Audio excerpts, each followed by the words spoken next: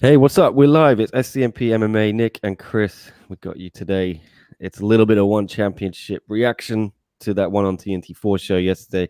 We have got Reinier De Ridder coming up in about 15 minutes. He's going to chat to us about his huge win last night or yesterday morning, however you want to call it, becoming champ, taking on Lang Sang's light heavyweight belt. And we're going to talk about the ratings for the show and everything else. Chris, what's going on with you, man? Thank you so much for joining me again. Always appreciate it. Oh, it's absolutely no problem, Nick. Absolute pleasure to be here. Nothing better. Life's good. It's getting sunny again after the last week of darkness and gloom we've had. So it's getting quite nice for the weekend and the Labor Day holiday tomorrow. Is it a holiday? Oh, shit. Yeah. Wow. I actually have the day off for once, so I can do stuff. I can hang out with you guys on the holiday. There's no MMA. Oh, brilliant. Okay. Anyway, let's dive into these ratings, man. I think Leon's might be joining us in a little bit, but I've got to just get this done now because Reinier is coming in soon, like 15 minutes. So let's talk about these ratings, sir. Right, 219,000 viewers. It is the third highest total of the four shows. Up from the one on TNT1, the other live show they did, but down from the last 2 weeks quite significantly. Chris, what is your immediate take on that? For me, you got to point out that it was the Joe Biden presidential address, I think, which kind of everything took a hit. AEW lost 300,000 viewers. That was the lead-in for this show. So sometimes you just can't really read too much into these things, but it is down. But yeah, what do you think of these numbers? Yeah, it does kind of show that probably it looks like if one keep doing these shows that the floor for events is probably around that 200,000 mark. Obviously, one on TNT1 is probably the one that probably disappointed, considering it was arguably the most stacked with their most recognizable Western stars. It does show that there is a flaw, though. It does show that they probably will do 200,000. Maybe if they weren't competing against Joe Biden, they'd be somewhere in that 200 to 300,000 range, closer to the 300,000. It is really, really tough to say what they would have done if it wasn't for Joe Biden. But I think it's very solid and it shows a solid support.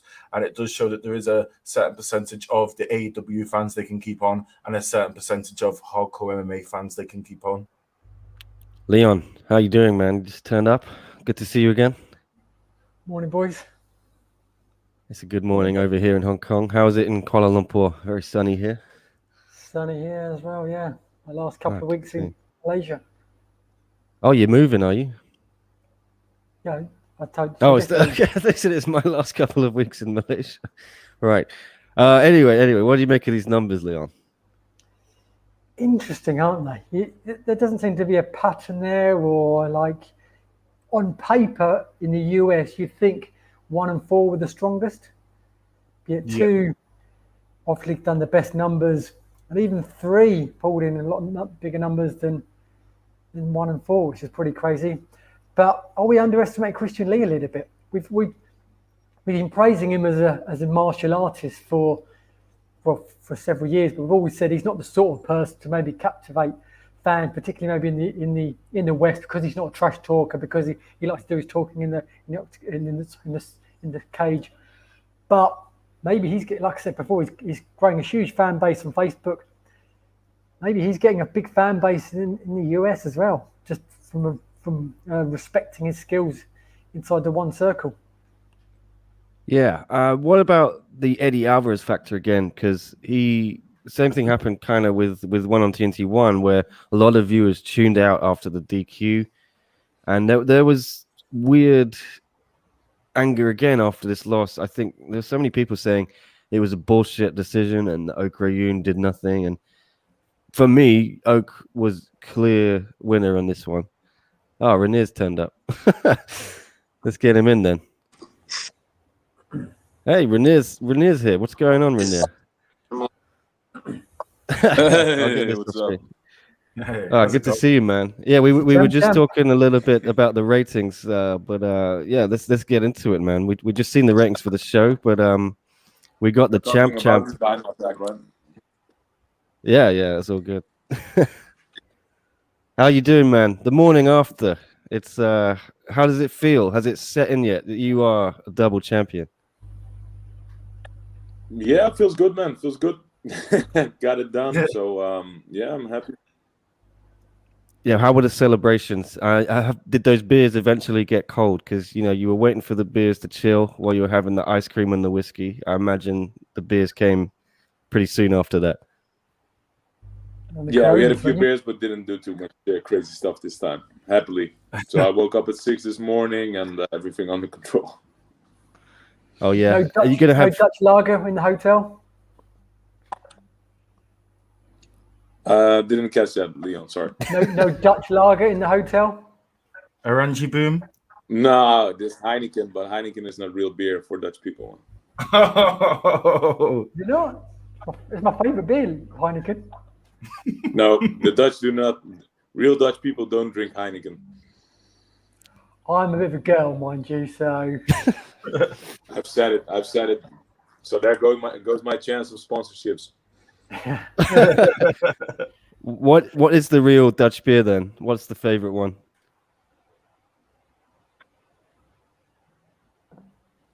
There's a gang, and I don't really mind too much, to be honest.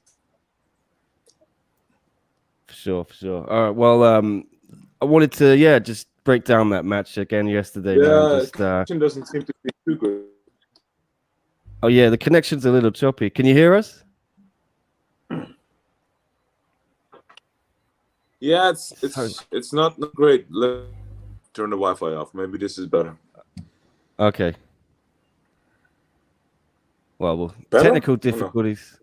You're frozen now. We can hear you, but your picture is frozen. I don't know. Nope. Maybe try jumping in and out of the stream. That might work. Now it's better, right? Yeah, your picture is frozen. We can hear you, but your I turned the Wi-Fi off, so maybe now it's on the 4G. Maybe this is better. Yeah, I think it's better. Could you maybe? I think if you go in and out of the chat, it will reset your stream, and that might work. There you go. Sorry, technical difficulties as always with a live stream, but that is it. Anyway, Reinier will be right back, and we can talk more about Dutch beer. I've got a quick announcement. I don't know if you've got the fighting on it. PFL, Roy McDonald's just ran through Curtis Millender. Oh, really? Oh, wow. I expected him to win. He's RDR. He's back. How's that? Yes, I think that's it, right? Oh, much better. Much better. Yeah, perfect. Good stuff. All right. Yeah. Well, yeah. It was a huge win last night, man. What's the reaction been like back home to you taking that second belt off Ong Lienstein? Yeah, it's been crazy. Even hit the Dutch sports news, so that's cool. Oh, I think the desk is calling. Can I take this? Okay. Yeah, sure. Man, it's crazy this morning. It's a Good wild morning. live Hi, show. good morning, Mr. Reinier. I just need to confirm because the package that we received earlier is actually a cake with a letter from Mr. Edward. Oh, very What is cool. going on? Yeah, so is it for you or is it for Mr. I think it's for me. I think it's It's for for me. It's you, like when you yeah? spoke to Tammy live on air last week. Thank you so much. You're welcome, sir. Goodbye. Thank you. I'm getting cake sent to my room now.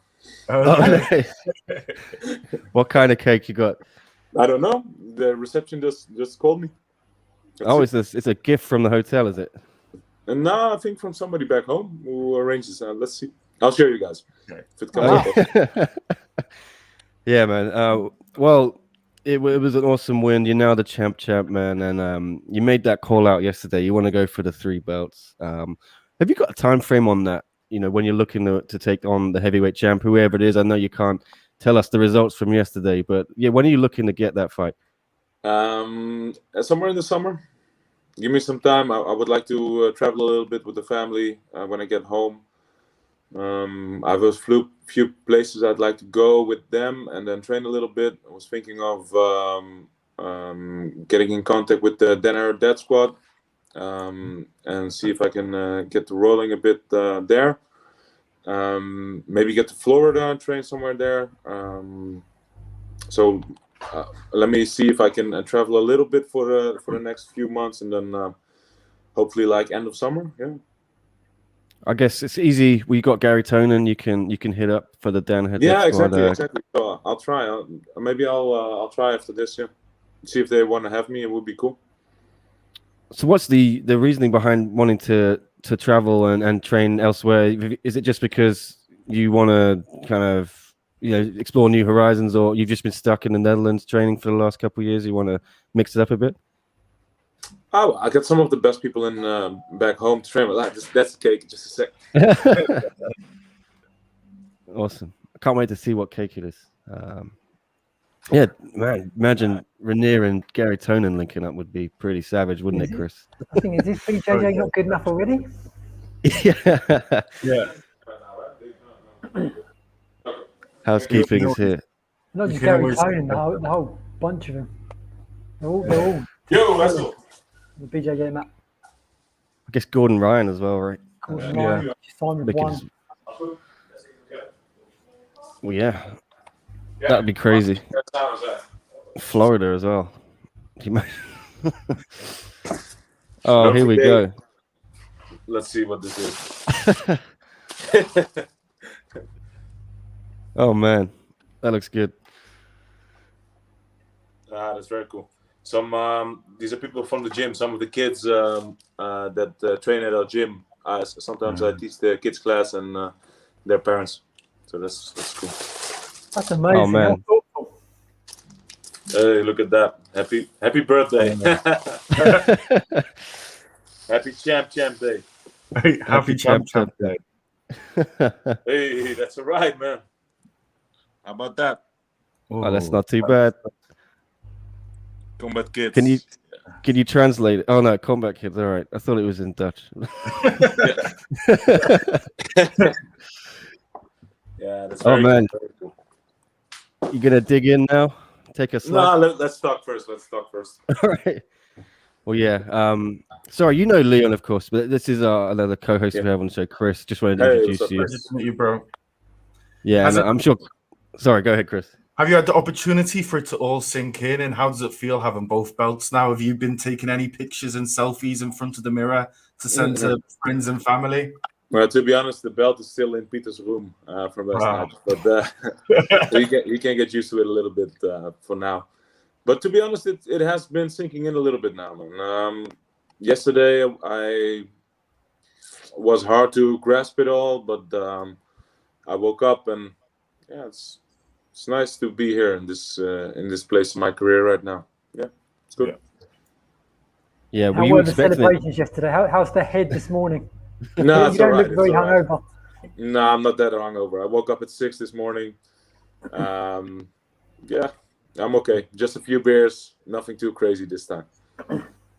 When are you getting out of there? Do you have to hang around for a few more days or what? Yeah. Tomorrow night we're flying out, and then Sunday, somewhere in the afternoon, I'll be home. So I'm looking forward to being home and kiss the kids, kiss my wife. Yeah, more celebrations, I guess. I think they threw you a party last time after October, right? Yeah, and we'll do a little bit of a party next week. Next weekend. Oh, that Yeah. sounds good, man. Have all the people over, do a big barbecue, thank all the people around me. So I'm looking forward to that. Yeah. So you're going to take a bit of time off until your party then and try and stay away from the gym for a week or two? Nah, I train every day, man. It's part of my life. I love to train. I love to move. I love to train more than I love anything else. I love to train more than I love to fight. So yeah, I gotta get back in the gym as well. I was FaceTiming with my girl and my baby girl yesterday with the belt, and I showed her the belt, and then my baby girl went to pick up the other belt. She told me, "There's another one here. Let me show you." Oh, that's good, man. There's going to be a few more of them in the next few years around your house. I'm sorry. Yeah, maybe some more. I'll put them in the gym so some other people can get inspired. Yeah, you talked about the heavyweight belt, but there was also some people saying you're thinking about welterweight. Is that even possible? Like four belts, four welterweight is divisions? not a possibility. I'll have to take off a leg. It's not possible. Yeah, no. someone said that yesterday on Twitter. You were going to challenge Abasov at welterweight. Yeah, Like, no, he was middleweight. he was going to come up to Middleweight, yeah. That was the original plan. Yeah. You going to do that one again? Is that maybe is He pulled out. heavyweight first or Abasov first? I'm not sure. He pulled out on 2 weeks' notice. He's a great fighter, a great challenge, but come on, if I can't trust you to show up to a fight, then with everything that's going on in the world and all the coronavirus, and your kids being quite young, when everything gets back to normal, would you like to take them to Asia to see you fight while they still have the opportunity, or is that something you're not really interested in? Yeah, I would. I've always been a little reluctant to bring my wife and the kids because I'm a little scared that it would be a distraction leading up to the fight. But it would be a very cool moment to have them there in the arena. So it's something I'm debating, but yeah, definitely. And with all the protocols you've had to go through and traveling all the way to Singapore, some fighters might find it odd, but people, you do look through your record. You fought in Manila, you fought in Johannesburg before, you fought in Germany a load of times. Do you just find the travel normal now when it comes to fights, or do you have to adjust still? Or the travel is all right. The big thing for this fight was the morning, man. It's strange to just wake up, and I already planned it out to wake up early, so I woke up at 5. So I had a couple of hours, but it's always strange for me to fight in the morning. This is something that was hard for me in jiu-jitsu tournaments as well. When you wake up and then somewhere in an empty arena like this on a Saturday morning or a Sunday morning, it's kind of hard to get in the zone. So it's something to focus on. You're talking about injuries there. Your teammate Peter Booth was supposed to fight Lowen Tynanis. I guess Lowen pulled out injured. Yeah, Lowen pulled out a couple of weeks ago, and then they found another opponent, but he got the COVID as well. He got COVID. At least a positive test, and my coach got a positive test as well. Oh wow!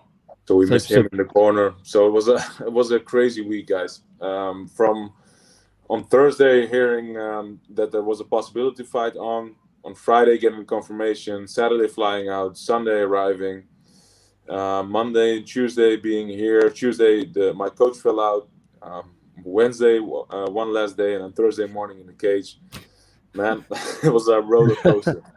Yeah. Then Peter's fight didn't go through while he was here. So on Monday or Tuesday, we heard about Peter's fight. So it was, there was so much going on this time. I mean, Chatri said 10 fights fell through this month through COVID. Yeah, it's hard. And I don't really understand because my coach and I think Peter's opponent, they aren't sick. They don't have any symptoms. So I don't know how this works, but don't ask me too much about the COVID stuff. Yeah. Did it ever feel like your fight might be in danger with Ong, even when you got there? Was that ever a risk? No, there was no risk, but I was scared of it, man. With all this stuff going on, and then the random positive test, I was scared that it would fall through again. But hopefully, everything. Luckily, everything worked out, and yeah. Well, that's good. Yeah, yesterday you did the media scrum, but I obviously didn't get to ask you as many questions as I wanted because other people. Yeah, take your time, man. Hey, I'm waiting for the corona results, so I can't even leave the room. So well, that's cool. Whatever you like. Oh, sweet, yeah. Well, yeah, we here at the South China Morning Post have our own kind of pound for pound rankings in one. They don't have official ones, but we often think about who would be pound for pound if there was one. And I just wanted to ask you where you think you would sit, in a hypothetical one championship pound for pound ranking. Well, I don't have the amount of fights like a Christian Lee or Martin Nguyen or whatever, but yeah, I'd consider myself on the top and somewhere in the top, and just give me a couple more fights to prove myself. I think being Chris, a double champion puts you near the top of the list by default. Yeah, thanks. But I'm very impressed with Christian Lee every time he fights, man. This guy is a true monster, and if you see him walking down the street, I think most people would say I'd beat that Asian kid up if I need to. But he finds a way to win, man. And the striking is top notch, his wrestling is top notch, and his jiu-jitsu isn't bad either. So I'm really inspired by Christian Lee. He's a great fighter. Yeah, Like I Chris. said yesterday, he's improved. He improves so much between each Yeah, fight. man. Yeah, Yeah, He's so and young still. Yeah, he's 23 or something, man. It's crazy. 22. I think he's 23 next in June, I think. Wow. Yeah. And he's got kids on the way or something. Isn't it? Yeah, they're just waiting Did he for the do it? baby to be born any day now, I think. So, Yeah, very cool.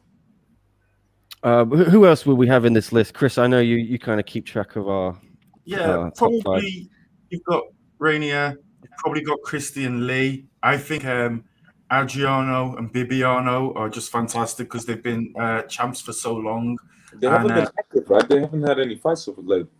Yeah, that's it. I mean, Adriano does have that win against DJ, which is pretty dominating. And it was a great win too, huh? Yeah, 100%. I think one was pretty satisfied with that, with the first event in American on American TV, and then like that, man. I did not see that coming. I don't think there was many people who saw that coming. Maybe Adriano's family, but apart from that, everyone I knew was pretty much back in DJ wall to wall. Yeah. And they were everybody was talking about the knee, but it was the uppercut that really set it up. Yeah, and it was in full control the entire time. To be honest, I kind of expected Moraes to do good because I saw DJ struggling with the striking the last couple of matches, and since he's come to Asia, he didn't really dominate the striking as he did in America, but he really had to rely on his wrestling and his grappling to win the fights, and I didn't expect him to out wrestle or out grapple Moraes. So I had a hunch that this might go down this way. Yeah, definitely. As well with what happened on TNT 1 with DJ with the knees, and then with Eddie yesterday with people in America in particular complaining about the scoring and some people complaining against the knees to a grounded opponent. What's your thoughts on that, and what's your opinion on the rule sets and the way the fights are judged? I'm a big fan of both those things. I'm a big fan of the knees to the head because it puts another dimension in the grappling department. It's harder to just sit there and wait, what a lot of guys do when they're in a bad spot. They just sit, wait out, try to wait for 5 minutes to pass, and then get up again. So I love the knees. It's another spectacular thing, and it's not really. I don't really see the difference in danger between getting kicked in the head full blast or getting kneed while you're on the floor. So I think the knees are fine, and I like the scoring as well, because to me, I wouldn't even do rounds, man. Just fight. Just fight. So I like that they don't score round by round because it's an artificial thing anyway. Just score the entire fight is a lot more logical to me. And to say some more about the Eddie versus Oak fight, I thought Oak did a terrific job. He was very close to finishing Eddie. He was a little sloppy with when it hit the ground. He ended up in the guard on top, which was a shame because if he would have passed there right away, I think he would have stopped Eddie in the first round. I think some referees would have stopped it at that point. I mean, it was close, man. His jaw was tensed up, and it looked like he was almost out again. Yeah. What have you made of Eddie's whole one championship run at the moment? It's kind of gone not the way anyone expected, right? No, it's going everywhere, man, up and down, and crazy stuff happening. So it's cool. And he's a great fighter, of course, but there's a lot of great fighters here, and I think it's cool that one has a chance to showcase that. How does it feel for the first time in your career? Because you're just absolutely amazing at finishing everyone. You only had one fight go to a decision before. Do you feel like you've earned some sort of badge of honor, or like you've been able to say you've swam in the deepest water now? Because this time you didn't tap on Law in the first round. You went the whole 5 rounds. You dominated pretty much every minute of every round. To go into those championship rounds and know you can come out on top, is that something that is a badge of honor to you, or is that just something you knew you were always capable of? It was when the fight was over, I called my wife yesterday. Said, "I'm sorry, baby, couldn't finish him this time." So I was a little sad yesterday, but when I woke up this morning, it feels good to have this experience under my belt. And well, it's a true testament to what Ang has done in this last couple of months. He's grown leaps and bounds, which is very special at his age. He came in heavy and strong, and I'm proud of myself for stepping up on 6 days' notice and getting it done in this way, with true domination. He didn't land a strike on me standing. The only thing he landed on me was short punches on the ground. So I dominated him in the standing, I dominated him in the wrestling, and I dominated him in the jiu-jitsu, as I always do. So I'm proud of what I've achieved. Yeah. I think he weighed about 4 or 5 kilograms more than you. Did you take any notice of the weighing results before the fight? Can you go again, sorry? I think he weighed 4 or 5 kilograms more than you in the weigh-ins. Yeah. Did you take any notice of the weighing results? No, Peter told me after the fight, I don't watch anything about my opponent before the fight. So I don't watch any vlogs or countdowns or interviews or him on the scale. I don't care. It's about me. I see. There are some questions. Sorry, I'll just. Someone was asking how hard does Ong hit? You know, you mentioned you didn't get caught in a stand-up, but he maybe got you a few times on the ground. Did you feel those shots? Were they powerful? No, not really. But I think he's one of the hardest hitters around. We've seen that in other matches. But I was fortunate to only get hit on the floor by him. What was your secret? You took him down immediately in all 5 rounds. Yeah. With ease. With ease. What was your secret? I mean, he knew that was coming as well and still couldn't stop it. Yeah. That's a good question. Well, it's a combination of the striking and the takedowns, I guess. So put the pressure on him with the striking, pop a few jabs, and he just responded the way I expected him to respond, with a big right hand. In the first round, he threw that right hook. I level changed under it, and that's just my second nature, man. That's my bread and butter. I could do that the moment you wake me up, like yesterday, when I'm halfway asleep. This is what I do. I can take anybody down, control them. Yeah. Is there any part of you, Reinier, that wants to kind of show off the stand-up a little more and show that side of your game, or do you just content to really take it down to the ground every time? No, I'm here to represent jiu-jitsu every day, every time I step inside the cage. So I'm about jiu-jitsu, and I want to represent jiu-jitsu as the main part of my game. If someone has the skills to keep it standing, I'd like to show the stand-up work I've been putting in as well. But the longer I can keep that a secret, the better it is, right? 100%. And a question to talk about a big signing to one championship, being from a jiu-jitsu background with Gordon Ryan. Yeah, with him signing over, would you guys ever be up, say between fights? Would you ever be up for a submission grappling match, 30-minute no limit, or? Absolutely. Oh yeah, I think the trash talk in the lead up to that as well, I think will be really, really fun and maybe a little bit different and sometimes what we see in one championship. So, Chatri might be shaking a little bit in his pants, but I think it'd be good. I think it'd be good fun. Yeah, it'd be good fun. I like Gordon Ryan, man. He's an absolute phenom. I love his technique. I use a lot of the stuff he does.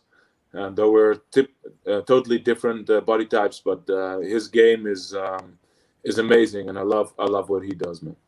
I've been up to them in New York 5 or 6 years ago to train there. Oh, good. Yeah. Who got the best? Yeah, I can't say right now. But is that part of why you want to go train with the Danaher Death Squad? To link up with Gordon? Yeah, man. I love what those guys are doing. And I really admire their technique. So yeah, I'd love to. Yeah, I'll send. They're in Puerto Rico right now. I'm sorry. They're in Puerto Rico right now. Puerto Rico, yeah, which is cool as well. Can bring the family. They can relax at the beach, and I can train a little bit. Oh, that sounds good. See if I Some can other reach out to questions. Gary. Yeah. Well, hopefully you can get there, man. That'll be cool. Yeah. Some other people just asking questions in the chat. Throw them at you. If that's all right. I think you talked about a little yesterday that, you see the chapter of Ong La Yu is kind of closed. Do you ever think there'll be a trilogy? No. Yeah, I think I asked you on the scrum. Yeah. Do you think he could make the improvements to ever change it? And he admitted it's an extremely bad matchup for him, right? But maybe, ever... but I don't. After this week, I never want to hear the name Ong again. Man. It's enough. Yeah. If he I've walks done through it. He's a Leandro, great fighter. I respect the hell out of him. But I've done it, and there's a point there. it's a tough spot for him because if he walks through Leandro Taders now and Vitaly Bigdash, he hasn't really got anywhere else to go apart from himself. Yeah. And obviously we know this is a difficult matchup for him. So it's a tough spot for Ong La at the moment. Yeah, it is. Yeah. And Yes, also I how think- crazy things turn around in the world of mixed martial arts. 6-7 months ago, he was a 2-division champion. Yeah. Now he has no belts. 2 weeks ago, you had one belt, thought you were going to defend it against the welterweight champion. Suddenly, 2 weeks later, you're a double champion. Hey, you gotta take some of the possibilities coming your way, right? Of course. Yeah. Sorry, go ahead, Leon. Go ahead. You had 2 weeks in between where your training camp finished when Abasov injured himself. You didn't look like you had any break. You looked like you came straight from a training camp. Did it feel like that, or was there little aspects of the game you weren't quite happy with? Thought you could have done better maybe with a slightly harder training camp? It's not what could have been better is not the physical part. Maybe if I knew I was going to fight at light heavyweight, I could have gained some weight, but that's all like marginal stuff. But the main part, what could have been better, is my mental preparation. If I could have focused on this fight fully with all my mental preparation, then I could have done even better. I believe. Because your conditioning looked on point for 5 rounds. Yeah. This is because I never stopped training, I think. We had a lot of people in. We did a fight companion yesterday. We had quite a few people in the chat saying you're like a 12 centimeter taller version of Khabib, but you go submissions and knees rather than the ground and pound. Do you think that's a fair comparison? Yeah, but a little more focused on the submission, maybe. Yeah. My technique is very different from what he does, I believe. But that's a great comparison to a great person to get compared to, and I'd like to achieve the same things he has in his career. Well, you've just got that aura about you, haven't you? It's like once he gets you down to the ground, it's like, where do you go? And I mean, that's arguably the thing that impressed me the most about Ong La yesterday is you do have to credit him, because there was a few times you took him out and he did get up, which, you know, I'm a big fan of Bellator too, and I think that's probably why Mousasi has pretty good takedown defense and is able to get pretty quick, because I guess you guys just probably go at it day after day after day. We go at it, man. We go at it. Yeah. That guy is a huge part of my success, man. His family. I love that guy. I love the people around him. He has taught me so much. He has the experience. He has the skills. Yeah, man. He's a big factor in my career. Absolutely. So you mentioned there your respect for Khabib, for Christian Lee. Are there any other MMA fighters you particularly look up to outside of your sort of teammates? Yeah. So I would like to say Gegard and Costello, of course, because those are two of my main training partners, which they do amazing work over in Bellator. There's a lot of guys in the UFC, like John Jones, his style, his dominance. I love that. Yeah, but there's a lot of guys I look up to, and I hope to. Sorry. I was going to mention to you Shinyoki in your. I spoke to you before the fight. You met him during fight week? Yeah, man. He's an awesome character, man. I don't know how his voice got like that, but Nick likes to call him the Marlboro Man. tomorrow. Well, he's like yourself. People know, everyone recently, with the exception maybe of Christian Lee, who almost got submitted in that first round, knows what he's going to do and just can't stop him. He literally just gets the fight to the ground, submits you. It's just crazy. And the armbar was beautiful again this time. Right? Yeah. Yeah. It was perfect, man. Perfect placement, perfect. He grabbed the legs, was in full control in every part of that motion. It was lovely, man. Yeah. I think he's the most deserving of the next title shot. I'm not sure whether he'll get it because he's already lost to Christian Lee, but that was Christian Lee's most competitive fight in recent years. Yes, exactly. I can't. How do you say this in English? Toot his horn too much because maybe Peter has to fight him someday. But I love Aoki, man. He's a great fighter and a technical wizard. Yeah, absolutely. What do you make of this? Sorry, I'm just going to say, what do you think if he fights Sage again, has Sage got any chance or what? Because they had a bit of a fun interaction. They shouldn't make that matchup, man. Yeah, that's what I thought. Originally, I thought it was just a really bad match for Sage, but he seemed really confident, and apparently he asked for it. What do you think? He called Shinya out, apparently. Yeah, that's going to be over soon. Was that Sage wanting to not fight another Cosmo, thinking at least if I get submitted, my face will still be okay? Maybe. Is this going to be his first match back? Yeah, he hasn't fought for over 2 years, or 2 years this month, in May. Yeah. He lost to Cosmo, Yeah, I hope he does well. I hope he recovers well. And Shinya is going. If they fight, I think it's going to be easy work for Shinya. But I agree. It might sell tickets. I don't know how you can't love Sage because he's so nice. So I'd rather see him get a bit more favourable matchup. Yeah. Not get strangled out. Or how about Peter and Sage, man? That would be a good fight. That would That'd be a cool fight. Two absolute beasts in the striking. One tall, one bulky. Sign me up. I still think that's a little bit too hard for Sage because I still see him as this young kid who's still developing, and I just want to let him develop because it's like with Cosmo, you put him against one of the best strikers in the organization with loads of experience. Why put him against a jiu-jitsu player who's amazing at jiu-jitsu with all the experience of that? I feel like he should be fighting someone who's a bit more well-rounded and younger in his career, similar to him personally. I don't like that. I like the Peter matchup. I think that'd be perfect. Peter would be cool. And we can even do like terms that Peter's not going to kick his head or something. No heck.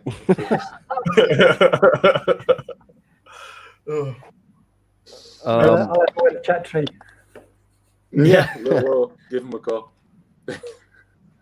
Well, I wanted to ask you, Reinier, if you go and get that third belt, is there a chance you'll vacate one of them? Is there a division you want to focus on more eventually? Well, I'm a true middleweight, right? But would be nice to put the 3 belts on. You want to stay active, don't you? So you're happy to fight 3 times a year?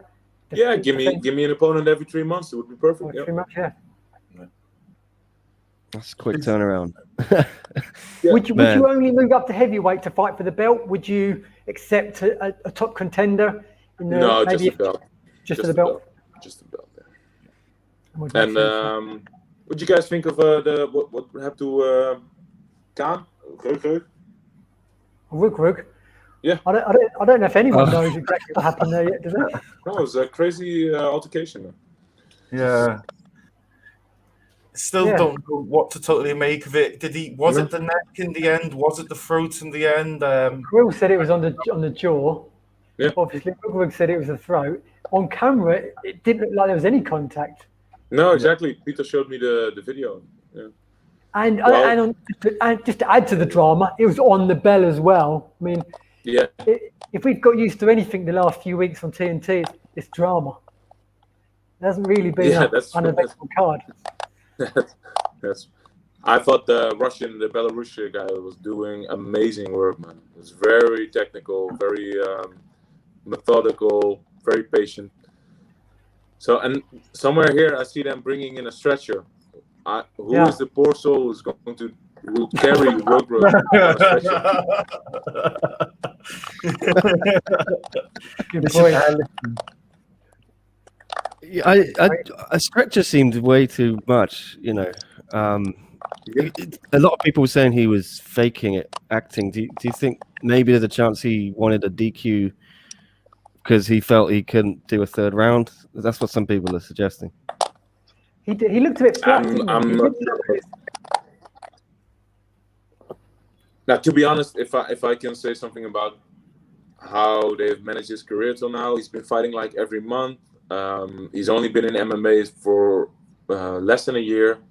I think it's just too much too soon, man. Give him some time in between fights. Let him develop. We've all seen that the technical striking is not that great yet. Give him some time to develop, and don't give him this Belarusian monster right away. I think he wanted to fight, didn't he? And he said he wanted to fight every day. But I guess that's fighting talk. That's a fighter, right? But yeah, I guess the manager needs to maybe have a bit more to say. Yeah. If you want him to be around for a long time, then give him some time to recover, to develop, and get better, instead of only giving him time to fight, recover. This is too much. Well, the Belarusian fellow, he looked like he was a fighter who's been learning his craft, who's been learning martial arts for a very long time. Yeah. Well, Rubrug, fantastic athlete, fantastic wrestler, but he did not look like a martial artist in that cage. He didn't really have a plan B.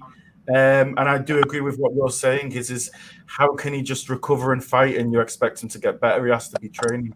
Exactly, and to be honest, the striking wasn't that technical, but the cage wrestling wasn't there either, man. Yeah. He wasn't taking him down as he should against the cage. He just wasn't doing the technical things he should have been doing. So, what do you expect? And he didn't do it in the other fights either. But he got away with the power he has and the athleticism he has. But I think this, if we want to give him a shot to get better and to have a full career, give him some time off. Yeah. I think we got a little bit carried away with his last performance because he outstruck a striker effectively. Outstruck. He got powered through him. Yeah, blasted his way through him. Yeah. Yeah. It wasn't like he was the more technical fighter. No, but I was surprised he still won the fight on the feet. I thought he'd have to get the fight down to the ground. But well, so same thing goes for the UFC heavyweight now, right? Ngannou, he wasn't the most technical guy, but they gave him some time to develop, and he caught up with his strength. His technique caught up with his strength. Well, I don't know if that's for sure. He was always complaining he wasn't fighting enough, but it may have done him a favour. I think that's definitely done him a favor, yeah, to get some time off and to develop instead of just fighting and relying on the stuff you already know. And he never got to show it in his fights either because he was winning so easily. Yeah. When it came to Exactly. the second time, we suddenly saw this unbelievable takedown defense. Yeah, exactly. There's a bunch of people in the chat asking if you ever want to fight Vitor Belfort. I don't think Vitor's ever going to fight again. So No, I don't know what's going on with Vitor. Why is he not? But I would. Yeah, why not? Be cool. I don't know what Vitor's doing. Yeah, he only seems interested. He told me, I interviewed him a few months ago. He said he wants like legends. He's not interested in a title run or anything like that. He kind of wants these. I don't know. He was scheduled to fight Nalani, wasn't he, guys? Like. Before COVID, 1 year ago. And then since then, he just seems to call out everyone who's not in one. Lennox Lewis, the Klitschko brothers, people in the UFC. Roy Jones Jr. Anyone who's not in the one championship. And he wants to fight special rules as well. Not boxing, not MMA, something in between. In between is kind of... The Brazilians are a special kind of humans, man. They are animals, man. Yeah. You mentioned Ngannou there. Other people have sort of pointed out in the chat. You said you can beat anyone, anytime. Would you ever fancy that challenge if it was in some kind of hypothetical setting? What would you think of that fight? I'll skip for now. Yeah. Yeah. Don't blame you. He's got like 30 30 kilos of muscle on me. So I might pull guard, heel at the guy, but anything else is going to be difficult, I guess. Well, I think last time, 3 years ago. yeah, 3 years ago. Yeah. Yes. When we interviewed you last time after your win, I think you said you fancied your chance against Israel Adesanya. Do you still see it that way? What do you think of a matchup with him if that ever came to fruition somehow? Yeah, absolutely. I think what I was saying the last couple of years about Israel was shown in the Blachowicz fight. When you step in with punches, Israel leans back with his upper body, which makes him totally open for any takedown you want to use. And Blachowicz showed that beautifully. Just 2 punches up, and then a takedown, and anybody in the world can take Israel down. Someone actually mentioned that in the comments of our chat with before the fight or your post fight yesterday. Someone said they wanted to see you versus Israel Adesanya. Yeah, and he doesn't have as thick of a neck as Ang, so it's better to choke him. Yeah. Out of all the cross promotion fights, I think that would be one of the most fun possibilities. That'd be cool, but it's cross promotional fights are never going to happen. Yeah, Chatri kind of talks about it. I don't see it happening, right? It's kind of too impossible, all the factors. It's never happening. No, too bad, but that's never happening. But what I wanted to say is Israel's cage wrestling defense is perfect, man. He does very well against the cage wrestling, but his shoot boxing is what I call it. So boxing to the takedown defense is just not there now, and his ground game is not there. Yeah, this kind of thing is building now, and Chatri, I think, likes to talk about as well, of people underestimating one championship's level of talent compared to UFC. What do you think of that debate? And you're quite a shining example of, there is high level talent outside the UFC. It's not just all the UFC, is it? No, exactly. And it's cool that one has the opportunity to show this right now with the deal on TNT and what they've done this month. So I think one can be very happy with what has happened the last couple of weeks. Yeah. Reinier, having fought in Singapore, Jakarta, Manila, Shanghai, is there anywhere else in the world you'd like to one day go and fight? Is there anywhere in Asia in particular, and anywhere outside of Asia you'd like to go? Tokyo would be cool, man. Yeah. Tokyo would be very cool. And especially if we can go out of the hotel room, would be amazing. Of course. And outside, I'd like to America somewhere would be cool as well. Las Vegas or New York or any of the historical arenas over there would be amazing. Back home, maybe. Yeah. Yeah. Johan Cruyff Arena. Yeah. In the middle of Amsterdam, sold out. Cool, right? Yeah. You, Nicky Holskin. A little bit more stardom for that to sell it out, I guess. But that would be very cool. Yeah. Yeah, put Nicky Holskin on the card, put Peter Boost on the cards. Exactly. Maybe they can come up with a deal with Glory and get Badr Hari and Rico Verhoeven to fight, and I think you can sell that one out for sure. Yes, the Dutch, they like Badr Hari and Rico Verhoeven, man. Yeah. Oh man. Yeah, what do you feel of your own star power in the Netherlands? Like, is it growing or what? You said you were on local TV today or last night, so is that sports new for you? Well, it's growing, absolutely, and that's fine, man. It'll get there. I just need to keep going, man. I just need to keep winning, keep beating better guys, and getting better, and then it will all follow. But the Dutch are. We have a saying in Holland. It goes, "Doe maar normaal, dan doe je al gek genoeg." So it's act normal. That's crazy enough already, and which is. We are a very country of people who are,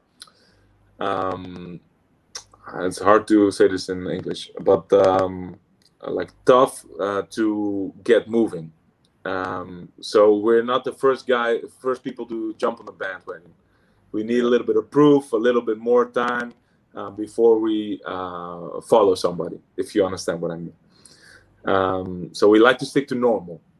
And so the Dutch people always need some time to get used to people and to get to know people before they go all into a guy, a person, or into a sport like MMA. And it's still in Holland, kickboxing is very popular because we know about kickboxing. We've had so many kickboxing stars. Everybody knows what kickboxing is. But if you tell somebody you do MMA, it's still like, is that stuff in the cage, or what are you doing? So we need some more. The Dutch people need some more time to get used to MMA. See, that's kind of strange, isn't it? Because most people, you know, you have one. The MMA is like the big thing, and then the Super Series fights are like the things they're trying to build up in MMA fans' minds. But so it's kind of the other way around in the Netherlands. It's absolutely the other way around, man. I think if you walk down the street in any other country than the Netherlands and you talk about kickboxing, people say, "Is that like MMA?" But in Holland, it's like it's the other way around. Yeah, it's crazy. I think it's similar in a lot of countries in Asia as well, particularly somewhere like Thailand, where Muay Thai is so ingrained in the country's history that MMA is almost like this rival sport. I think that slowly now starting to warm to the sport, and I think One's doing a good job with the One Super Series of mixing cards with the Muay Thai, the kickboxing, and the MMA, and building up the fan base in Asia. Absolutely, I love that mix as well. For one, I think that's great, and we have a rich history in kickboxing back home. So it's not that weird. Yeah, it is what it is, and I'm not too worried about that part of the game anyway.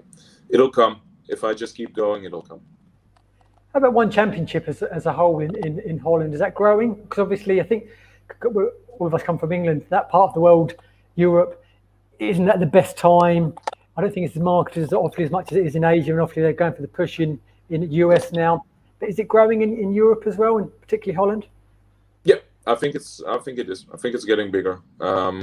With me, Nicky Holsken, Region, we have a lot of champions, man. So we're getting there. Elias Inahachi. So it's getting a lot bigger. Yeah. Definitely. Here's something. Oh, go ahead, Chris. Go ahead. Yeah, just going to ask you one question, because you fought in EFC in Johannesburg, and then you had about 10 months off until you had your debut with One Championship. When you went into that fight with EFC, did you know One were looking at you? When did you know they were looking at you, and how did they approach you? Because this is something aside of the sport a lot of fans don't get to see. So yeah, exactly. So I was at like 7-0, fought for won the title for Hit FC, Swiss-based promotion, and then my management got in touch with the EFC. Flew there with Hessel and me, and the people were astonished that we just came there with some shorts, no banner. We just walked in. I took the guy down, choked him out in 2 minutes, and walked out. And everybody was like, "What the fuck just happened?" So I was in that time, in the 10 months, I was trying to get a fight with Driekus, their champion, Driekus Duplessis. He's in the UFC right now. Was the KSW champion in the meantime, but that never materialized. I don't know what happened there, but the fight never happened. So when we had a feeling like there's nothing happening here, I think my management got in touch with the One Championship, and we got a deal done pretty early, pretty easily. Oh, perfect. And before that, were you a full-time pro in your MMA, or were you still working on the side, or before joining One, were you already fully pro? No, as I've always been, I've always juggled all the parts. So I own a gym, own a physical therapy practice, and the practice I do like 20 hours a week. Yeah. Then I teach a little in the gym, and the rest is training. Perfect. Yeah, I wanted to ask you about that, Reinier. Is there a time you want to get to a point in your career where you only have the MMA to focus on? Do you enjoy having those other things?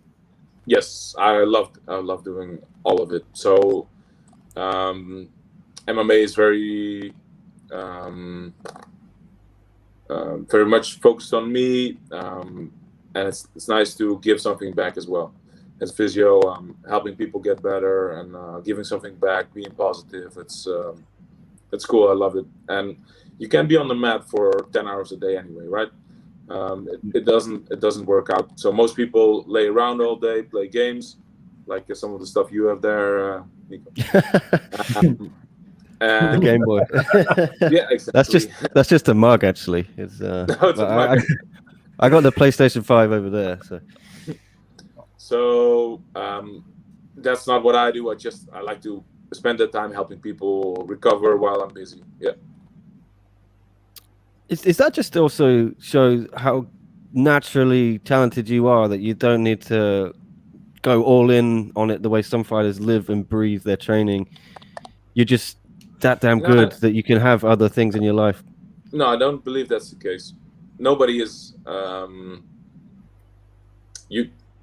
No fighter is spending every waking minute fighting. It's not possible, because you'll get burned out in 2 days. You need some time to recover, to let the mind rest, to do some other stuff. And most people choose something else. But I love working as a physio. I love running the gym. So that's what I do. Yeah. Does it ever feel like you feel burned out or anything, or you seem to just take it in your stride? Hopping on the plane to go fight 6 days notice was nothing for you. Yeah, no, I love it, man. I love my way of life, and I wouldn't change it for anything. So I get this question a lot. Would you finally quit the practice and just do MMA? No, I wouldn't. I love helping people a little bit, doing some positive stuff as well, not just focusing on me all day. So yeah, I think I'm all into fighting. Fighting is the most primary thing I have. So if I need to adjust anything, it's never training. But there's enough time in the day to do some other stuff as well. Do you have any other goals you want to achieve in terms of giving back? If you reach a certain point in your career where, or like a foundation, like something Dustin Poirier has, are there any other things you have planned? Yeah. So we are opening a new gym in the next at least half year. We're looking for a new spot to open the gym, and want to expand in the kids classes. I really like that part of our gym, and to give back, to hopefully get people, get the kids to experience martial arts as I have, and learn all the positive things martial arts can bring you, discipline, a set schedule, some tough stuff to do every day. So I hope I'll be able to grow that part of the gym. Yeah, if you open another gym as well, you're going to get sent more cakes, I think. So exactly. Then you might have to go up to heavyweight. Yeah, exactly.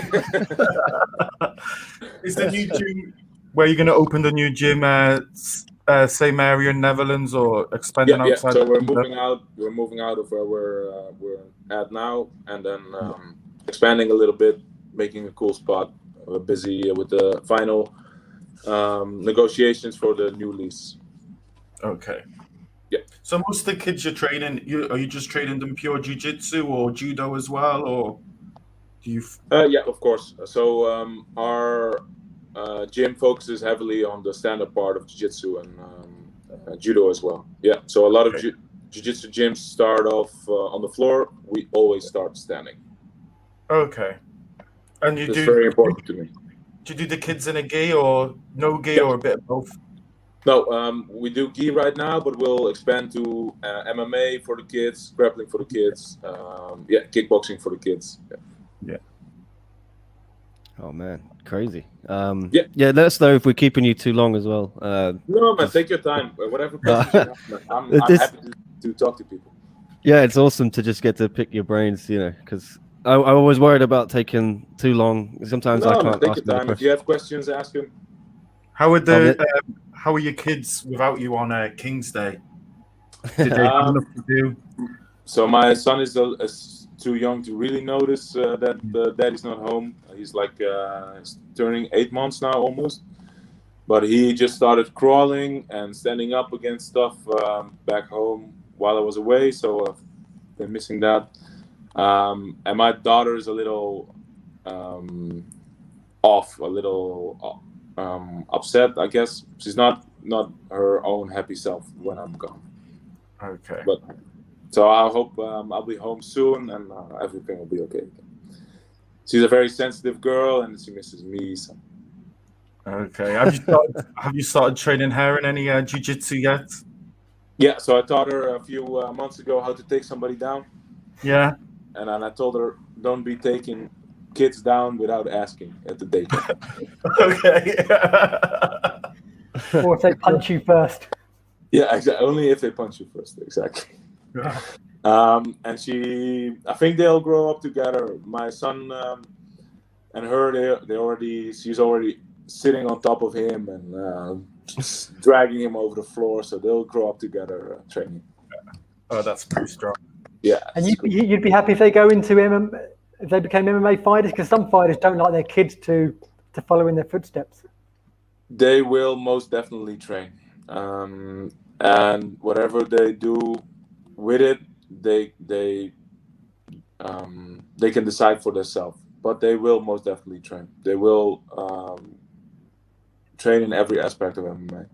They'll do the kickboxing, they'll do the wrestling, and they'll learn jiu-jitsu, of course. Yes. It's a great life skill to have.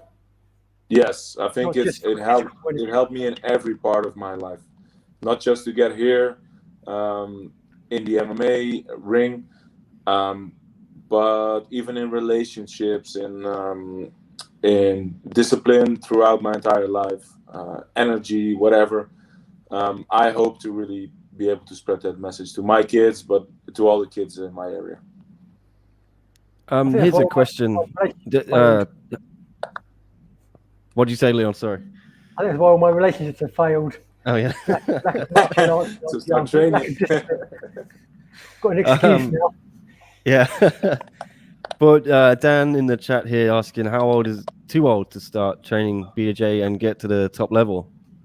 It's never too old to start training. We have had guys start training at 50 years old and they're still learning and getting better.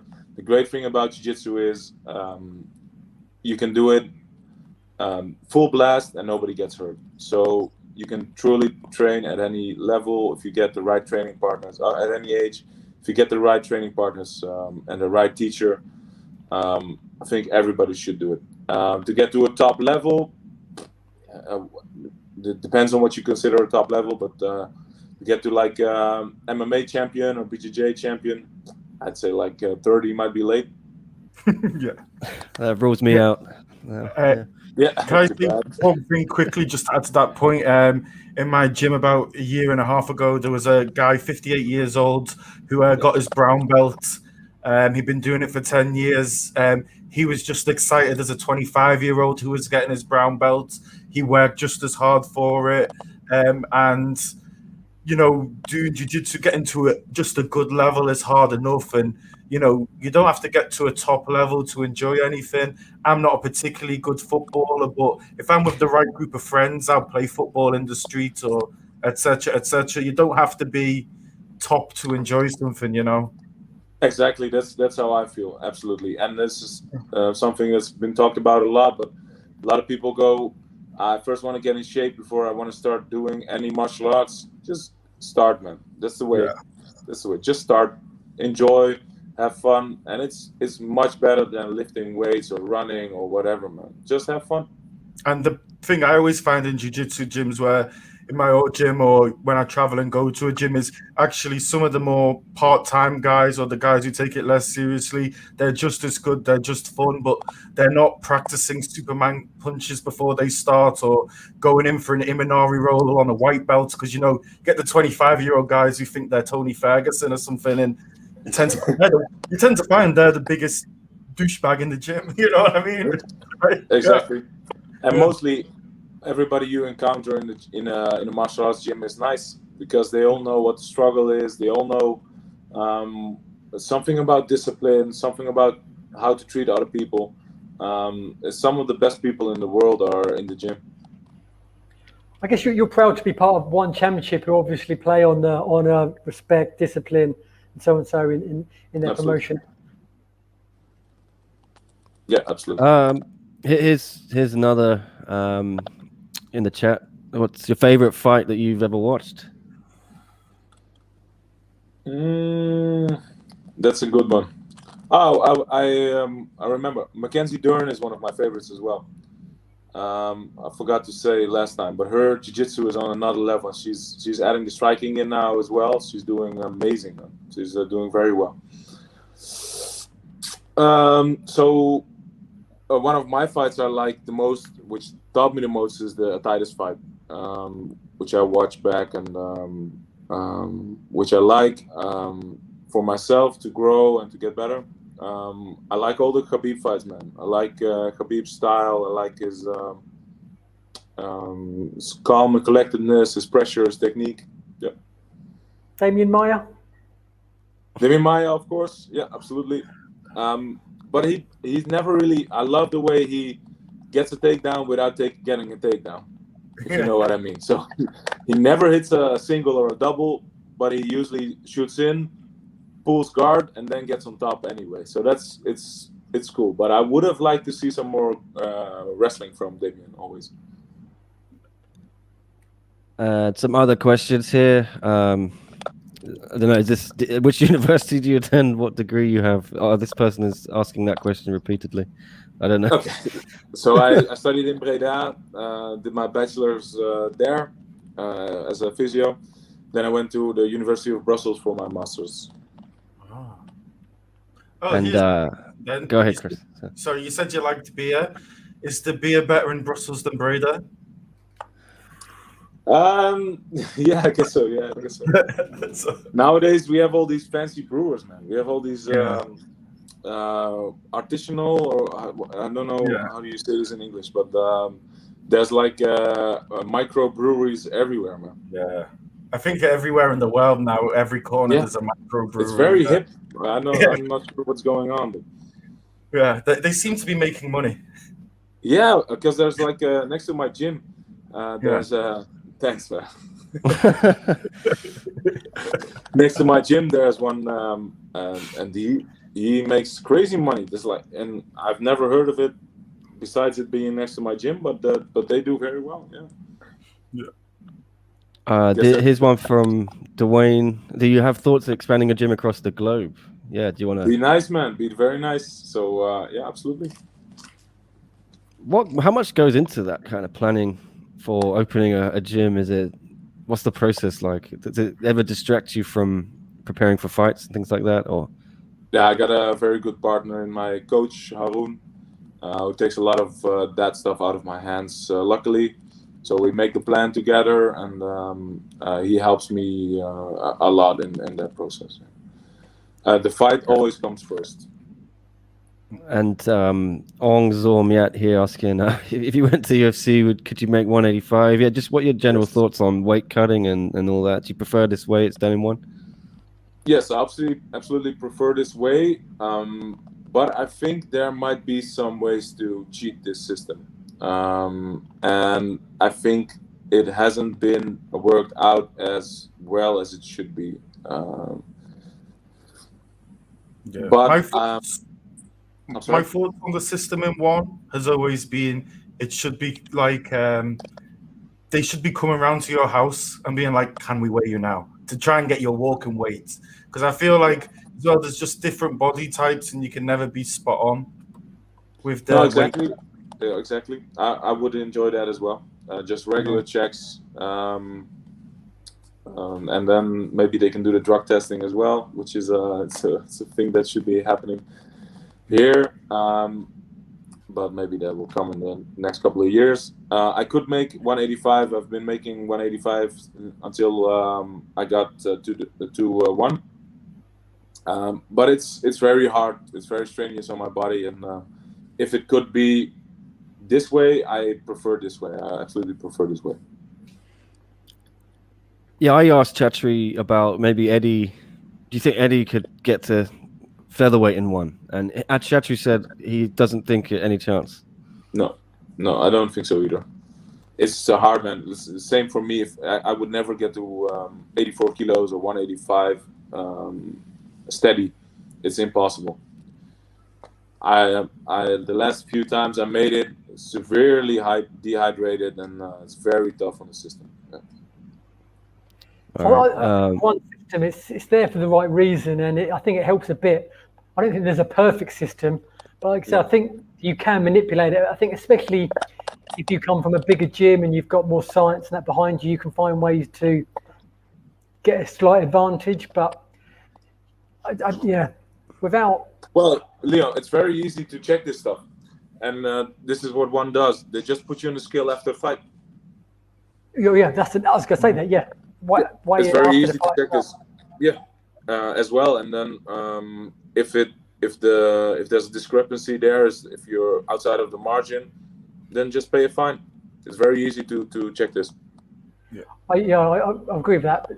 There might be a slight issue where if it's a big fight, a title fight, and then someone comes in over, then suddenly after the fight you learn that it may be a no contest. No, but they should weigh in using this process. So using the hydration test process, and then afterwards, and then if something happened, then they can still get a fine and still get.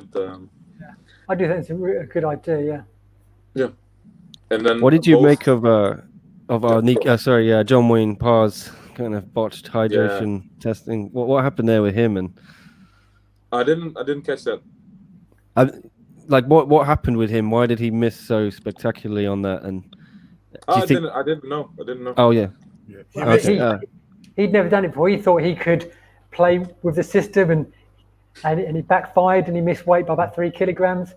And then, he was on weight, but he was dehydrated. Dehydrated now. By the time he passed his hydration test, he was 3 kilograms over. Yeah. That's the thing I do like about one is you can be overweight, but if you don't pass the hydration test, you're not fighting. So you have to be hydrated.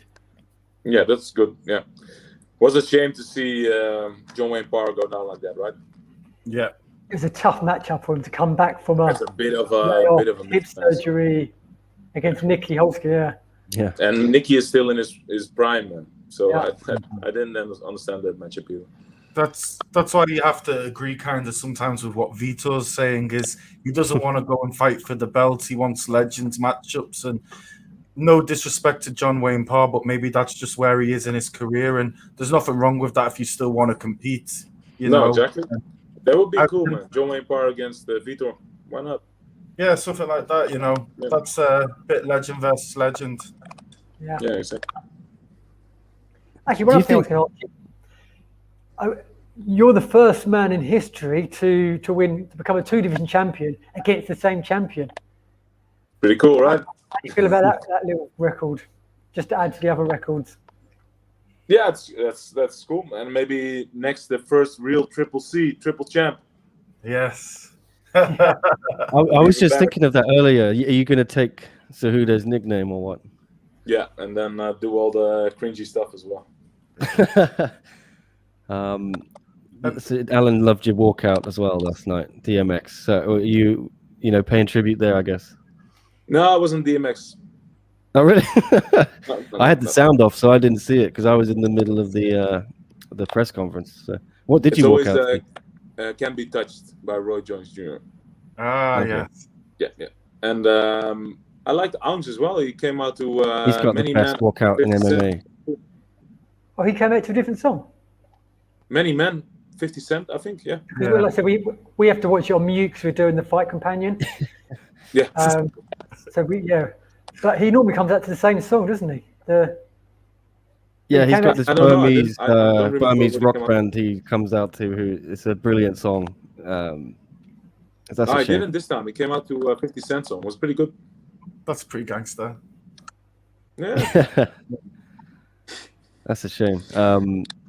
Other things here. The question here. Do you plan on squeezing more since Ong said your squeeze wasn't that strong? LOL. Yeah, I'll keep at it in the gym. Yeah, look, you talked a little bit about the strength. He was stronger yesterday. Do you think that's why he was able to get out of a lot of the submission attempts? Nah, to be honest, I was a little sloppy with the side choke. Could have finished that. I was a little sloppy with the darts. Could have finished that. I was close to the rear naked once. He was a little cheeky with the fingers in the gloves. So I think I could have finished him, but hey, it is what it is. I got the domination this time, which is also fine. Over your career in jiu-jitsu and in MMA, in which sport have you come across more people who are taking steroids or juicing or other illegal things? Which one do you think is worse for juicing and cheating? Oh, it's definitely jiu-jitsu. Yeah. There's some. I did some ADCC tournaments. Man, there Veins are popping out. are some monsters out there. Yeah, I only go that route because there in jiu-jitsu right now there isn't really another way to be in the top. Because if you're all good, if your technique is perfect and your conditioning is perfect, then strength is a big factor. So I understand that people go that route. Yeah. And in MMA, especially in one right now, because there's no testing, I think it's very prevalent as well. Yeah, of course. Yeah. Well, it is what it is. For me personally, I've never taken that step because I'd be afraid to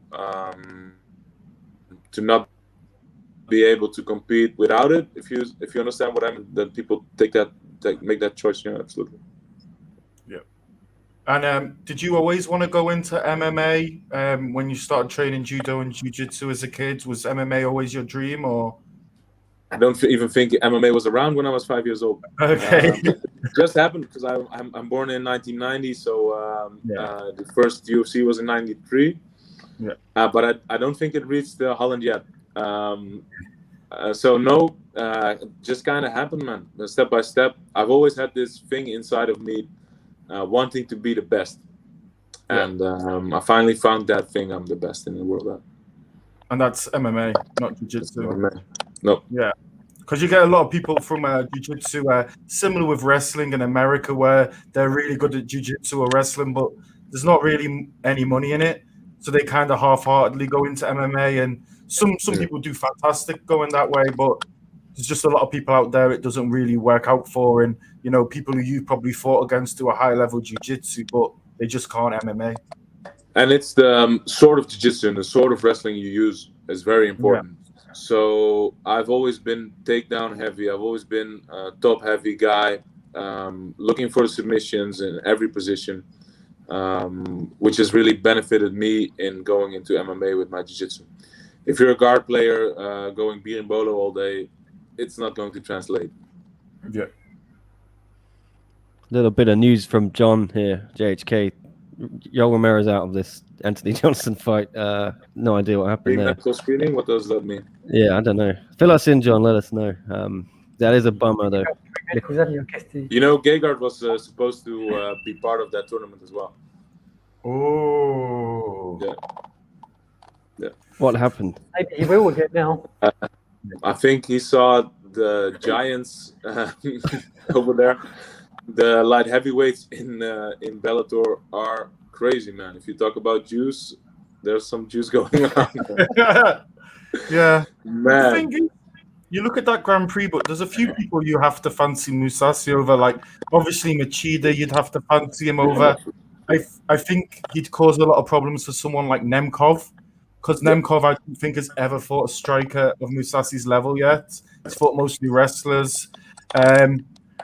And Yoel and Corey Anderson are quite odd because Corey Anderson's looking to knock you out, which Gegard could counter-strike to. And with Yoel, you don't know what's going to happen because he can be the most amazing fighter and at the same time the most boring fighter on planet Earth. Yeah, exactly. Yeah. I think Gegard would have done perfect there. Would have done very well, but he made the choice not to. I'm not really sure why not, but. When I watched some of the press conference and that Nemkov guy, man, and Anthony Rumble Johnson, and these guys are monsters. Yeah. And Anthony Rumble Johnson, didn't he take what 4.5 years out to go into professional bodybuilding? And we all know Yeah. how clean professional bodybuilding Yeah. is. A Super real clean. scientific 4-year scientific experiment. Yeah. Yeah. Let your imagination go wild, but did not pass Michael's. That's great. Guys, I have to get going. They No, are that's asking for cool. another interview. All right, yeah. Thank you so much. There was a question about us growing so tall, right? The Yeah. Dutch. Why is everyone in? I don't know. It's crazy, but we're all tall. Yeah. Like I'm pretty normal in Holland. I'm not that crazy. How tall are you officially? I'm not sure. This inches and stuff. I don't understand this. What, in centimeters? 193. 193. Okay. But how can you be? Let me explain this to me. How can you be 5'11"? This does not make sense. It's 5'10", right? And then it should be 6. How can it go up to 11? Yeah. There's 10 fingers, man. Come on. That's true. I think I echo Alan Jones' sentiment there. Have a good one, RDR. This has been a really fun chat, and I really appreciate the kind of extra time you're giving us, man. And congratulations again. Call me anytime, and I'm in a hotel after a fight. Yeah, maybe we'll help you pass. When you want the beers. Yeah. All right, man. Yeah. Okay. Cheers so much, guys. Reinier. See you later. Yeah. Have a good one. Yeah. Safe journey home. Oh, that was fun. Yeah, fantastic.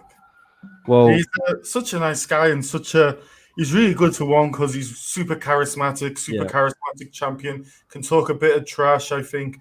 And of course, what they want as well is people, if you're trying to break into the American market, you kind of need a few stars who can speak English. His English is perfect, isn't it?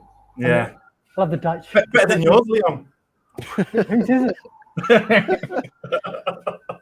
Especially in Holland, because I've spent a lot of time in Holland because my dad's whole family's from Holland. So I've got dozens and dozens and dozens of family there, and they all, apart from the older generation, like my nan's age, they all speak perfect English. Yeah, perfect, and they're the jolliest people on the planet. Literally, they just laugh continuously. It's amazing. Yeah. I love it. Well, you'll be seeing a lot of them when you get down to Bali. There's Dutch there. Loads, yeah. May 17th, flight booked to Jakarta, 5 days in quarantine in Jakarta. And then I should be in Bali about May 22nd. Just in time for my mate's birthday. Is this a holiday or are you actually moving out there? I'm getting kicked out of the country, aren't I? Nice. They finally got you. That's what those police sirens were. They were coming for you. Did you hear my story yesterday? No, what happened? Did you said something about like the someone's frauded you in England? That's the first thing. And then it got worse. Then the next day I found out Facebook had unpublished my page. So I'm fighting that at the moment, but they won't even tell you why. And then the day after I found out I was supposed to have left Malaysia on April 21st. You were supposed to have left already? I was supposed to have left on April 21st. They made an announcement on April 12th. I only found out a week after I was supposed to have left. So in the last few days, I've had to get an appointment, immigration, speak to the British Embassy, get a visa sorted for Indonesia, speak to my landlord here in Malaysia, just all sorts of crazy. Book my flight. So it's been a crazy few days. Jesus. I think the Bali stuff's all sorted. It's going to be a bit of a blessing in disguise because my mate just sent me a picture of where I'm going to stay. I've got a mate. It's just beautiful there. It's like, and it's all open. Everything's open.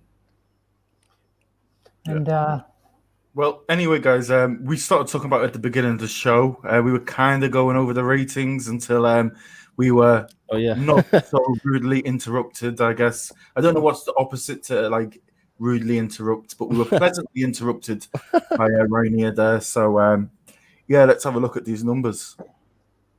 Yeah, I don't know who was talking about it. well, we're just saying how crazy they're quite. There's no way of reading. Yeah, they're very all over the place, in a way. Yeah, Oh. I think I might have been in the middle of saying, do you think Eddie's loss affected it again? Did people tune out when he lost? Because some people were annoyed about the decision. They thought he did enough to beat Oak. The American fans maybe are a little temperamental. He didn't come close to winning though. No, Even I in don't UFC think so. scoring, he would have lost the first round 10-8, and if he was lucky, he would have won the second and third 10-9, which would have been a draw. No, he lost. He definitely lost the third for me. Well, yeah, he probably lost third as well. But I'm saying if he was really lucky and Chris Lee was one of the judges, he may have got 10-9 in the second and third. But even then, it would have been a draw. So there's no way he won that fight in any rule set. In any The rule. only thing Eddie was really doing that he was doing well was he was wrestling him against the cage, but then just not doing anything. Well, wasn't positive. Yeah, it was positive. That was He negative. just kept but- doing that over and over, and it wasn't working. Yeah, but But his I think- wrestling was ineffective, but he also wasn't winning the striking. He No. wasn't really winning anything. I think as well. I mean, the only credit you can give Eddie, I think, is the fact he somehow recovered from that first round, because he was not only on the verge of losing, he was virtually almost unconscious. He looked like he was out at one point. His arms were flailing, and he wasn't quite defending himself. And he just managed to got himself together before the ref stopped it. I think some referees would have stopped that fight, and he would have been finished in the first round. Yeah, definitely very close. Could have got finished there, but maybe that just turned off some viewers, right? That's what I'm. Maybe again, we're Jump looking in at that. average.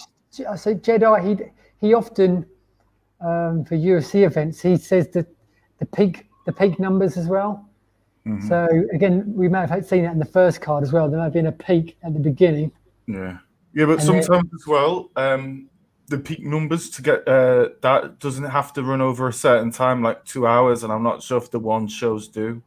And also the other thing as well is the second and third cards were only 2 fights on the TNT card.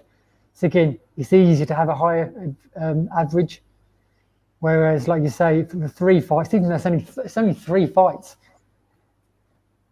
some people may have only watched 2. Yeah, And Yeah, Rug well- didn't get the card off to the start. One Yeah. Chatri were hoping for. Yeah, I think they wanted another first round Rug knockout, right? I mean, if he got the fight off to start like that, yeah, that might have made a difference. But then again, who turns off when Eddie's fighting next? yeah. Yeah. I think the Eddie factor maybe played into it again, definitely. But I think before you got on the show, Leon, we were talking a little bit about how there was a massive Joe Biden presidential address, and every channel was down, every show was down, AEW was down, 300,000 viewers. So the lead-in from AEW was lower as well. So I don't didn't have- think I you saw can they read didn't too have as much many into numbers. this one. Yeah, Yeah. I think it's a bit of an outlier this week. I think the second and third week are the kind of sample size they would normally get if they did this every week. And then maybe they could push that towards 400,000 with the right card and building a bit of momentum. But Thing We'll is, though, see, no yeah. one watched the Biden thing. No one watched his speech thing. 11 million watched it, and Trump got 37 million, 46 million, 46 million, 48 million. Now, considering he was supposed to have got 81 million votes, it seems a bit strange that only a quarter of the people that watched all 4 of Trump's speeches watched his. Just saying. maybe a lot of people watch Trump because it's kind of car crash television. That is true. I would watch him for comedy value all day long. Yeah, That is true. same. But I don't think I'm not. I'm a bit weird. I don't think 48 million people think along them lines, especially in America, when I don't think anyone finds him funny. They all love him or hate him. Yeah. It's like Marmite, yeah. When does the contract with TNT run out? Well, that's the end of the TNT Contract. run, I guess. But Chatri hinted that They'll talks be have been back. I'll be positive. amazed if they don't renew that. Yeah. What do you think? Like every week, or just kind of they pick and Can't be choose? every week. It has to be like a series of this 4 cards, 3 or 4 a year until the borders open. And I mean, this is ideal for them in a way. Like I said before, They can. Apart from the fact they can't do a. In fact, it's even good in that sense in a way. I don't know. But basically, they're doing a card on US prime time without all the hoops, the loops, whatever the saying is, to go through of doing a card actually in America. So this benefits them in a way. They're getting the benefit of the prime time without, we still don't know how they're going to manage doing it with all the commissions because they do everything in-house. So this is perfect for them. They could do this 3 or 4 times a year for 1 week. If they're doing it in 1 day, I know they've done it in 2 days this time. I don't know why they've done that. Maybe because of so many fights fell out. But that's perfect. And then when the borders open, maybe in a couple of years, you try and go there 3 or 4 times a year for like a 15-fight card. Yeah. And it gives you more time to do all the paperwork involved and gives you more time to build up a fan base. So you sell out an arena because you want to sell out an arena. And like I've said before, I've mentioned to one, why don't you do Hawaii first? Because that seems perfect. Yeah. You've got the Lees there, you've got a couple of other one championship fighters there, but they want to go in at the deep end and do a Madison Square Garden or something on the first card. Madison Square Garden is maybe a shout. I think probably if you're going to go in, Hawaii would be a shout. Los Angeles would be a shout.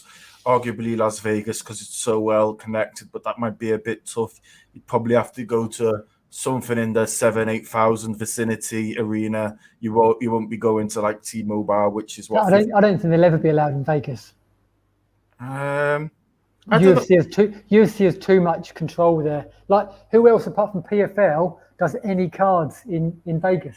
None. Rising Strike Force did cards in Vegas. Has Bellator done a card in Vegas in recent years? I don't think so. I don't think anyone has apart from PFL, who were with ESPN as well. Yeah. Vegas is probably, California is probably the shout as well because you've got big Chinese population there, big Korean population there, big Japanese population there. So you can kind of tap into the second and third generation. But definitely, I agree with Leon on this. I've been saying it since day one.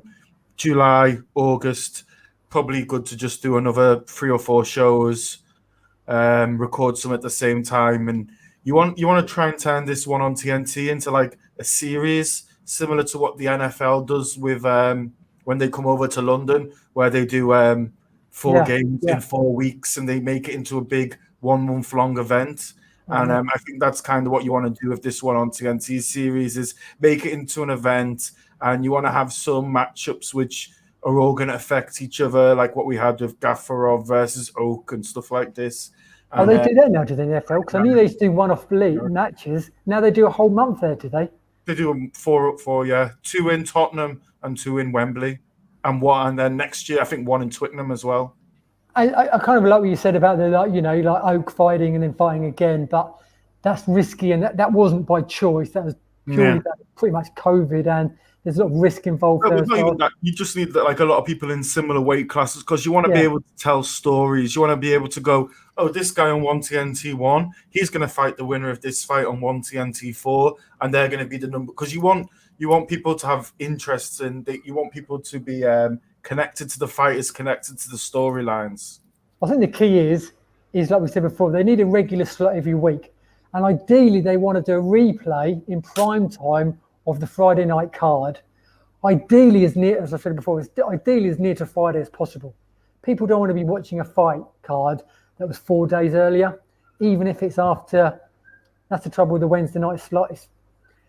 Although it's the positives is after AEW, it's almost a week after the actual card if it's on a Friday night.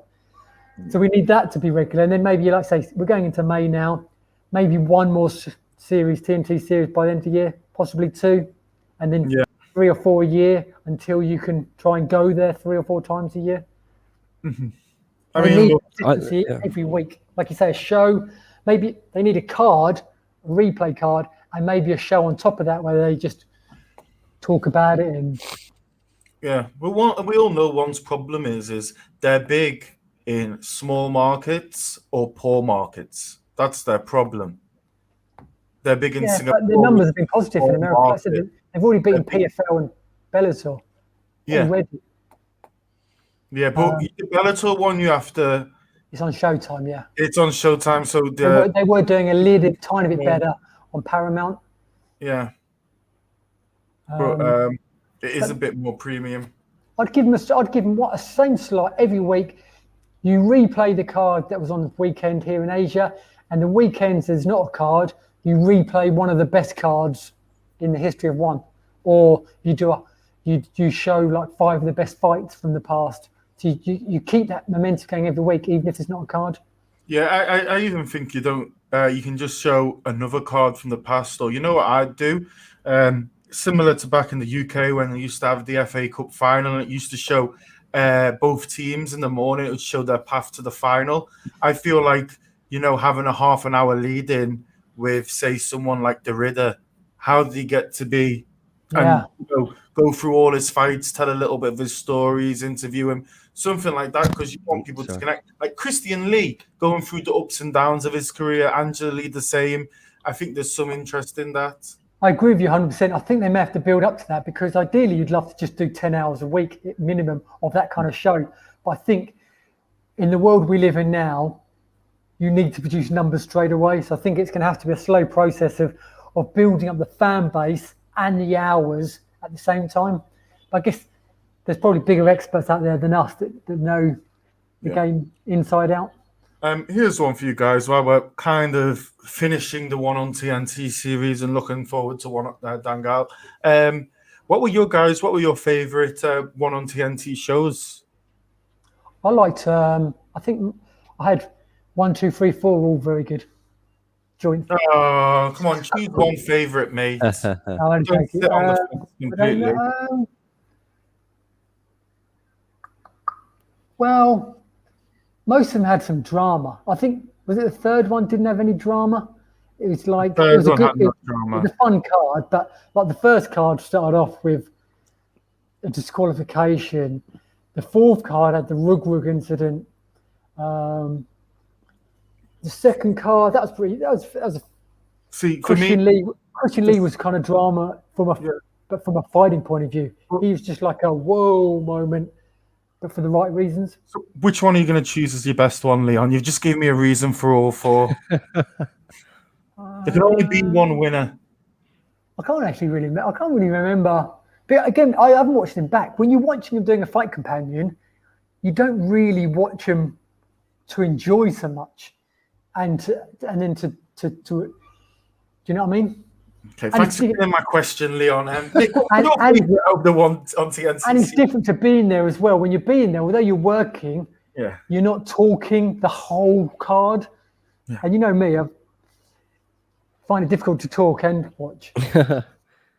Well, I liked the fourth one. I think was the best. Do you think? Yeah, just the whole. I'd have to get the cards as well to jog my memory. I really liked it. Yeah, something about yesterday. It had a big feel to it. Because UFC 261 was so crazy on Sunday morning here. I was a bit worried one might not be able to kind of match some of the excitement. I think that show came off really well. There were big moments. There was a lot of drama. Eddie losing, Reinier getting 2 belts, the Rug farce, I just think if Jackie had got like a knockout or something, that would have maybe been another cool moment or something. But overall, the card was great, man. Shinya getting a good finish, and then Colby. Because obviously Chatri was disappointed yesterday, and I can sort of see why. Because I think it didn't live up to the hype so much. Like you say, I think we were kind of expecting Rug to do what he done against the Big Swiss in his last fight, and I think we were half expecting Jackie to get a finish. I think there was 2 fights that left you a little bit like, do you know what I mean? Whereas, was there any fights like that in the other card? And that's just me being picky because I enjoyed all 4. For me, the best card I would go was probably one on TNT 2. We had a really good fight to start with, Kamikubu versus Jamale, which was a fantastic fight. And we had the finish. Then we had the Wang versus... Yeah, we had the Wang versus Kim fight, which had the great elbow finish. Then we had the disqualification for Zoltsetseg. But the thing is, Nakahara had dominated the whole fight anyway. So I'm kind of okay to let that slip. I thought we got the best kickboxing match of the series. Follow after that, which was the Janet Todd fight. I thought it was the best kickboxing fight we had, and it was the most competitive.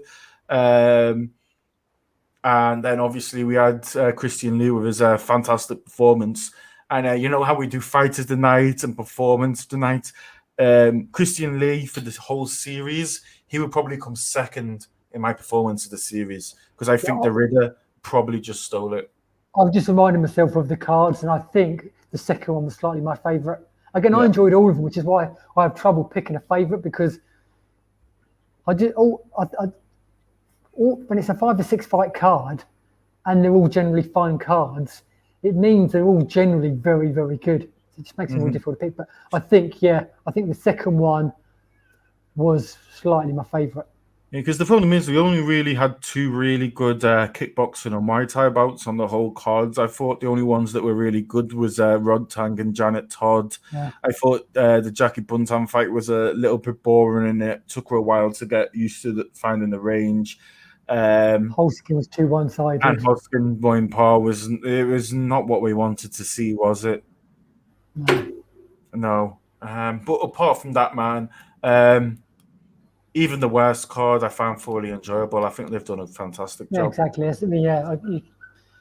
Yeah. Well, yeah, I guess that wraps it up. I'm really hungry, so maybe I'll get out of here. I haven't had breakfast yet. Yeah, man.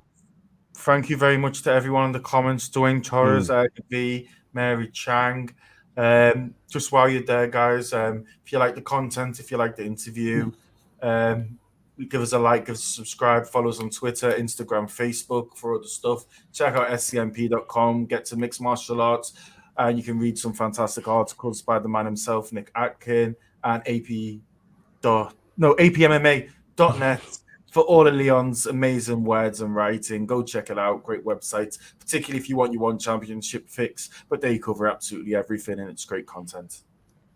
Look I don't who's normally here. get amazing words and Leon, and don't normally hear them in the same sentence. Hey, Mr. Foot. Okay. Stephen.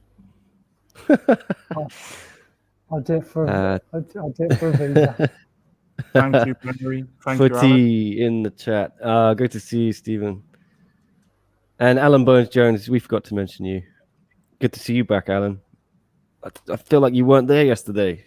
You know, what happened, Alan? Well, anyway, it's a good time. Day off for me after like 10 days on in a row. So I'm going to chill out and maybe see you all on Sunday for the UFC. We'll do a recap, I guess. But otherwise, I'm going to try and lay low for a couple of days. So see you all when I see you. Like and subscribe as well.